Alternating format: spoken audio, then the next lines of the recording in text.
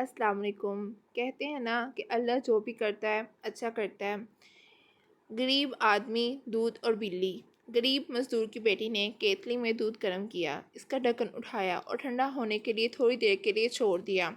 تھوڑی دیر بعد آئی، ڈھکن کیتلی پر رکھا، دودھ سے بڑی کیتلی اٹھائی اور باہر کی طرف چل دی۔ جاتے جاتے اس کے ہاتھوں سے کیتلی اچانک چھوٹ کر نیچے گری۔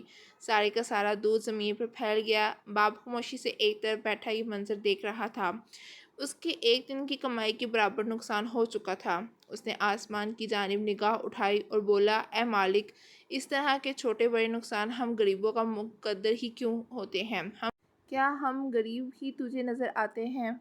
دنیا جہاں کی مصیبتیں ہم غریبوں کے لیے ہی ہے۔ غرض وہ کافی دیر تک اللہ کے سامنے شکوہ کرتا رہا اور پھر خاموش ہو گیا۔ تھوڑی دیر بعد اچانک اس نے عجیب منظر دیکھا۔ ایک بلی کہیں سے نمودار ہوئی اور اس نے زمین پر پھیلا دودھ چاٹنا شروع کر دیا۔ جب وہ جانے کے لیے مڑی تو ایک دم لڑکھڑا کر اور زمین پر گر کر لوٹ پوٹ ہونے لگی۔ وہ بھاگ کر پہنچا لیکن اس کے پہنچنے سے پہلے ہی بلی کو موت ہو گئی۔ اسے صدمہ ہوا، یقیناً انجانے میں دودھ میں کوئی مہلک چیز شامل ہو گئی تھی۔ اس نے کیتلی کو اندر سے دیکھا تو اس کے اندر ایک چھپکلی مری پڑی تھی۔ اسے خیال آیا کہ اگر یہ دودھ زمین پر نہ گرتا تو کیا ہوتا۔ فوراً رب کی برائی کا اسے احساس ہوا۔ ندامت کے آنسو گرنے لگے۔ وہ بیٹھے بیٹھے زمین پر سجدہ ریز ہو گیا۔